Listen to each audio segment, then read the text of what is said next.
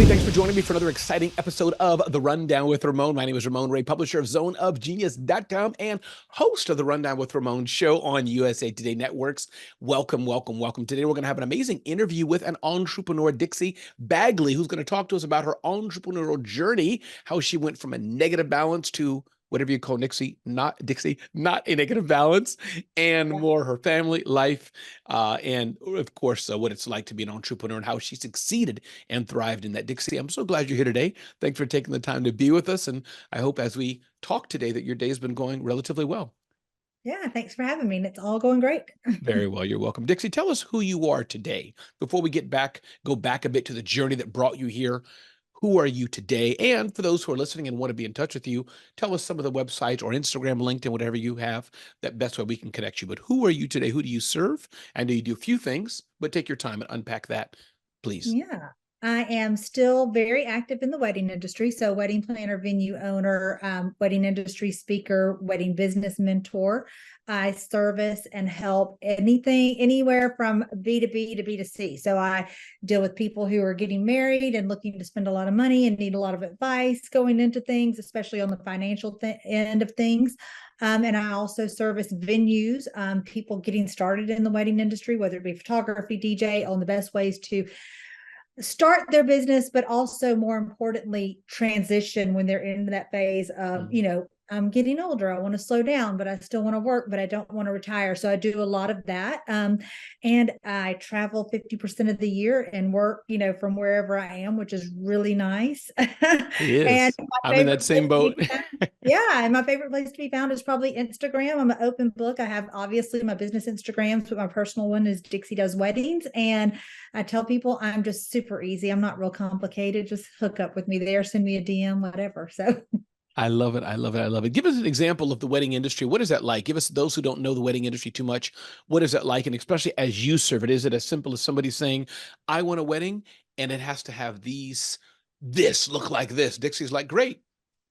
Here it goes months later. Or is it give us a peek into 2 or 3 scenarios for the ideal client that may work with you? yeah, I mean, there's really no rules anymore, and I'm kind of I am glad that there's no rules anymore. People are much more open to bucking the tradition. I mean, I've never been a traditional kind of person, so I Sure. love the fact that people are getting away from that. But it's everything from like last minute elopements all the way up to all weekend weddings / family reunion style events.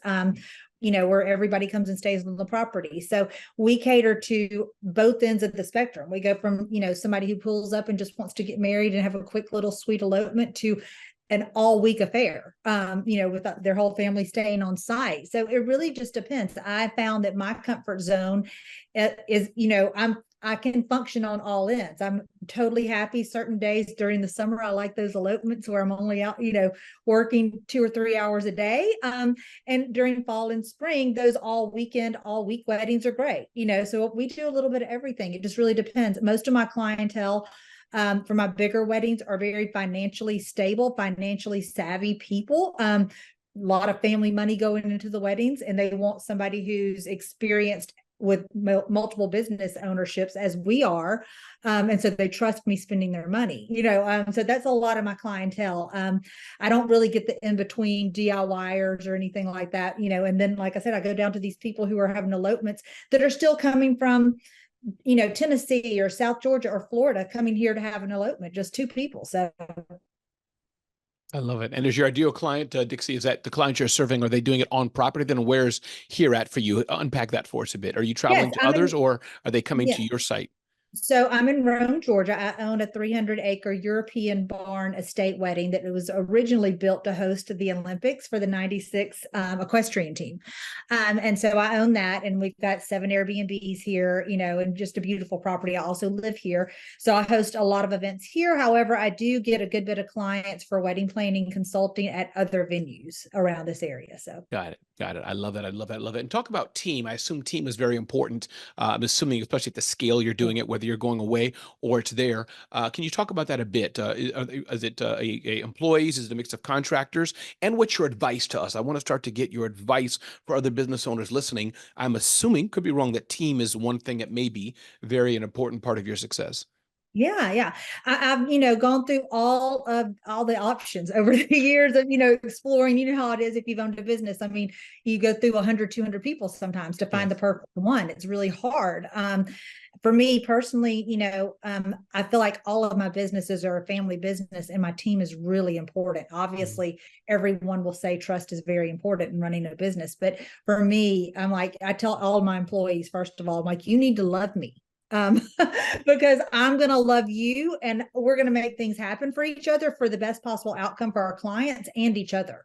So we all have the best experience and set each other up for success. So it's been a journey, but I've found right now that the best way to, team for me is to have a personal team that's kind of my personal assistant slash venue assistants of about 5 people that help me, behind the scenes, help me with the phone calls, help me with tours, a little bit of everything. I Mhm. really like for them to be as well versed as they can. Sometimes you're doing flowers, sometimes you're getting a cake ready. You know what I mean? It just really Mhm. depends.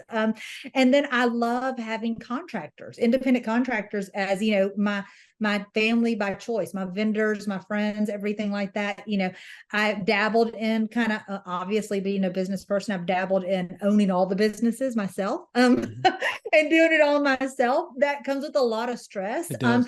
And to be quite honest, there's times that you don't want to do all of that and take it all on, and it's hard to deny your clients one of your services, but allow them to have one of the other. So I realized for me that it was only doable for me to have certain businesses and leave the other stuff to other people. I mean, I can do a little bit of everything, but if I spread myself too thin, I'm not going to do it as well as what I should. I'm going to neglect something. So I've decided to keep myself small and rely on vendors such as catering. I don't want to do catering. I don't want to do that. I don't want to be a DJ. I don't want to be a photographer. I don't want to edit photos, but I do own a bakery. I am ordained, so I can, do a ceremony for people. I Yep. do flowers in house. I do decor in house, wedding planning, so I do a lot of stuff ourselves. But I rely on vendors to do those other things that I don't want to do that I'm probably not ever going to be great at. That is a gem. I love that. It's my understanding, Dixie, that you are a self-made business owner, which I am as well. Some people are not. I don't think it's bad. I hope our kids are not, as it were, meaning I hope to help them on the road. But can you talk about that? Let's go back X number of years, whatever, how far that is, and where you were not who you are today. And can you paint where that was, whatever that may be? And then I'd love to know some of the milestones, Ramon. And now I'm Dixie Bagley here today. Can you walk us through where you were and how you got there? Unpack that Yeah, story I for us. think it's always just kind of been a thing. I grew up, I'm from Mississippi. I had a Okay. single mom. I did not have a great childhood growing up. I mean, it wasn't bad. I mean, I have no regrets about it. It's made me the woman I am today, but I was fortunate to have good grandparents. My grandmother worked for the University Medical Center. So I got to spend a lot of time there watching other people, successful people, doctors, dentists, stuff like that. I joking say that was my daycare. I hung out there a lot. So at an early age, I really got to see a lot of, successful people behind the scenes and be surrounded by them when I was with my grandmother. And then my mom and I moved, she married like a fourth time. We moved to Georgia and I was probably like 13. And I just knew I knew that I wasn't going to have my grandmother and my grandparents to lean back on at that point. And I Mm. knew that I was just something clicked. I just knew I was going to have to take care of myself. And so I went to Ryan's Steakhouse, told him I was 15 years old and got a hostess job. Of course you did. And then after that, shortly started working for my mother's hairdresser, swept his floors every time she would go get her haircut. I would be in his salon and doing things, and he hired me. And And at I that worked. point, was that just to get cash? Since you had to take care of yourself, you're like, if I want this, if I want that, I'm going to have to find a way. Was that just survival at that point? Yes, it was Okay, survival. I got it. just knew that my mom, I mean, and not bashing her I by understand. any means, but I just knew she wasn't going to Yeah. do and provide for Yeah. me. And I didn't know what I wanted, but I knew I wanted something better. You know what I Yes. mean? Like I just knew that I did not want to always be the girl from Mississippi. I did not want Yes. to be like what I saw growing up. Mm. I didn't want to be my mom, having to rely on being married constantly to Yeah. get by or something like that. And I just knew that I just wanted something better. It's Yeah. always been there. I always knew that. And so that was a big driving factor for me. And I've always had a very sink or swim mentality. Mm. And I think that's obviously benefited me greatly growing up and going through all my business endeavors. I love that. So what was the tipping point, the pinnacle before you became a business owner when you started transition from not poverty per se, but survival. I need to make 20 bucks today. Can I sweep a floor for $10 or whatever the thing was? Yeah. When did you make that shift now to business owner? Because you've had jobs then, maybe you've had others, but talk about that shift then to, hey, I want my own business. I have a client. And what was that Yeah. business in? Talk about that. Yeah. Probably I was actually a personal trainer before CrossFit was a thing for the guy, Mhm. a guy here in Rome. And Mhm. he asked me to come work for him because as a bored housewife, I tried being a housewife for a moment. And during that time, I actually got certified as a trainer, went online with ACE, American Council on Exercise, and spent You a don't lot of mess time. around. Yeah, just reading. I just became certified, and I finished that certification and started the next. I'm not a know-it-all, but I am a learn-it-all. If I have free time, I'm going to learn how to do something. And so he found out while he was my trainer, he was like, "You're certified." I had no idea. And apparently that was a hard certification to get. And he asked me to come work for him. And I looked at him and said, "I will come work here." I said, "But you need to understand that I am going to come work here with you, not for you." I was like, I'm not capable of being an employee. I was like, so even though it's your business, I was like, I respect that. I was like, but you're going to have to respect the fact that I'm going to come in and I'm going to operate like it's my business and like I'm the boss and I'm going to tell you things and it can't hurt your feelings because it's nothing personal. I was like, it's just my personality. I'd had time at that point. I'd gone through a divorce, gone through a lot of stuff, remarried, educated myself on a lot of things. And I was like, I'm not an employee. I'm Mm. just not.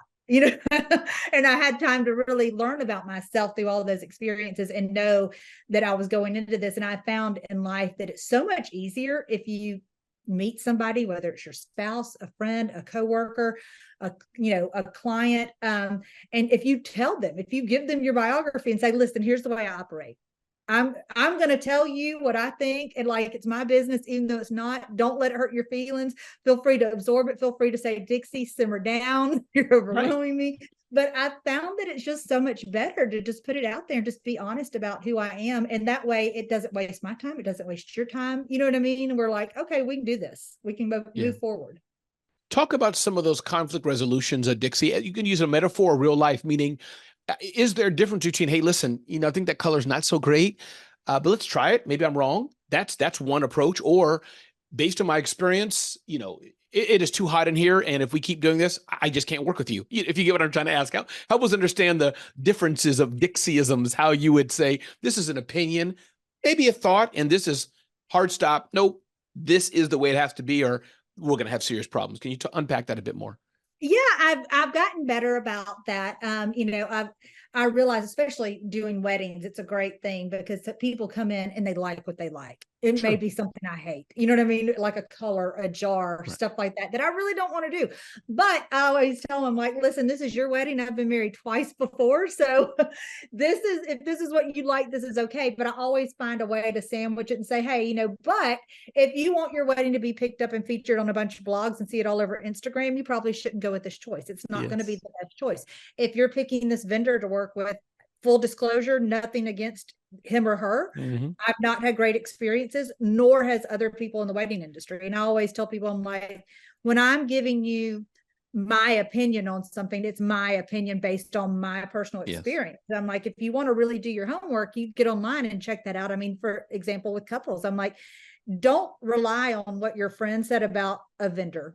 You Yeah. need to get online and see what other vendors are saying about that vendor Yeah. to really know your facts. And so I always try to, sandwich it and be complimentary and find something nice to say at the same time. We all have faults. We all have things that aren't great about us. For sure. But, I tell people, I'm like, if you come to sit down in my chair because you want to know what I want to know, I'm going to tell you that. And you can't let it hurt your feelings. Just like if I'm going to my accountant and they're like, listen, Dixie, you're not spending money the right way and you're not doing this.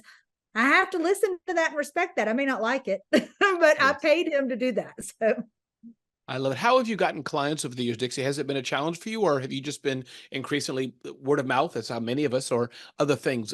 And how have you done it? And what's your tip always for the audience, how they may learn from you and do it too, getting customers? Yeah, I mean, I've been blessed. I think that being authentic has been a huge help. I also Mm, think my name, which I hated growing up for obvious reasons, it is came with a unique. lot of teasing. Yeah, I'm But sure. my name has been, been a blessing because it's easy for people to That's right. remember. There's not a whole lot of Dixies in the wedding business. There's not a whole lot of successful Dixies in general in Mhm. business. And so that's been a blessing in disguise. But, starting out, I hustled. I got on every free social media network and I every single day was posting something. Facebook, TikTok obviously is new, or Instagram, anything like that, just took full advantage of because I did not have the money to Mm. advertise for myself and do things. I didn't have the money to buy my client, but being consistent with that, and also being reflecting and being authentic and being a good person and delivering on what I promised, not over promising, just kind of made word of mouth synonymous and continues to get me business. And I mean, even now, like I said, if you're a dad, your child's getting Mhm. married, you look up a wedding planner who has paid $30,000 for her website, but has nothing to back it up. Mhm. But she paid $30,000 and it looks good, it's pretty. You know what I mean? Yeah, Or you're going to go over here to somebody like me, who's, yes, I have a great website, sure. I'm sure you but do. you're also going to see all the backup and be like, she's got all these businesses. Like, if, who do I want to give my money to? If I'm just going to hand my money to this person to plan my child's wedding, who do I trust more? The girl that just, used her college fund to buy a pretty website, or the Right. one who has numerous businesses and can back up what she's talking about? I love that. One thing that comes out about you, it seems to be, and tell me if you agree. If you disagree, it's okay. I don't want to put words in your mouth. But I'm hearing from you. I feel not combined. What's the word? A like spirit that Mhm. hustle, hard work, and some people say, "Oh no, hustle's no longer," but hustle and then be smart about it. Like you said, Amy Porterfield, her book, Everything is Figure Outable. So I think that Yeah. hustle, and I see your nod combined with figuring it out and just doing good stuff to good people and you'll Mhm. succeed. Do you affirm with basics? So that's kind of what your journey has been like? Or other Yeah, I things? definitely do. And I think that you don't give up so easily. I mean, every day, there have been so many times that like Yes. Don't give things have up. happened, a client's hurt my feelings, or, things didn't turn out the way I wanted it to. But very rarely, honestly, can I say I haven't been successful at something. Mhm. And not saying that I'm good at everything, but meaning I didn't give up every time I got knocked down. And That's I right. certainly got knocked down being a product of a single mom from Mississippi, and working from the time I was 13. I certainly got knocked down a Mhm. lot, but I never let it consume me. I Mhm. just always got back up. I always had a sink or swim mentality. And I think that having that mentality of it can be better, like Yes. whatever just happened that was bad and didn't turn out the way I wanted it to be, that's not the end, that's not it. Mhm. A lot of that has to do with personality. Not everybody has it. That's why there are people who run businesses and people who don't, That's right. um And and neither who are run better per businesses se. well. Yes. Oh, and say that part again. People who run businesses well. Yes. And neither are better. I mean, we need people who want to be employees, want to work within a team, want to be Yeah. within a system and say, Dixie, you're taking the risk. It's your line of credit, your risk. You're staying up all night. I'll work for you. God Mhm. bless America. And some of Yeah. us are like the opposite, like me, probably can't be a great employee because I have the vision. I'm willing to take the risk and I want to do it this way. Seth Godin says, right? We get to serve who we want, how we want, with whom we want Mhm. as business owners. So I love that, Dixie. So many things I could ask you, and I want to save time to have you again on the rundown with Ramon. And I want to put this on my show as well, USA Today. But anything I haven't asked you, Dixie, like Ramon, I really wanted to get this one or two things out. And before you answer that, one more time, can you give us a website or best way to reach you? I'm sure we can just look you up, but tell the people who are listening to you and they want to maybe leverage your wedding services or other things. What's the best way to Yeah. find you? They can find me at thefarmromega.com. That's our venue. Dixie does weddings, dixiebagley.com, Instagram for both of those things. My bakery is the Sweet Bar in Rome, Georgia. So, but basically, the easiest thing to do is just Dixie Bagley. Google that Love it. and We will fall do down it. the rabbit hole. Love it. Love it. So anything I didn't ask you or anything you wanted to share, hey, Ramon, I really wanted to get this out. Anything that comes to No, mind for I you? just think, for whoever your listeners are, take anything from this, just don't give up and be Mhm. authentic and, live in your moment and be confident in what you're doing and know that you're doing it for the right reasons and keep on trucking. I mean, Yeah. and just persevere at it. I love that. Dixie Bagley, thank you for being with us on the Rundown with Ramon. My name is Ramon Ray. This is the Rundown with Ramon with Dixie Bagley. Don't forget to check her out. You want some of this hustle? Follow Dixie on all the channels. And this is Ramon Ray, publisher of zoneofgenius.com with the Rundown with Ramon.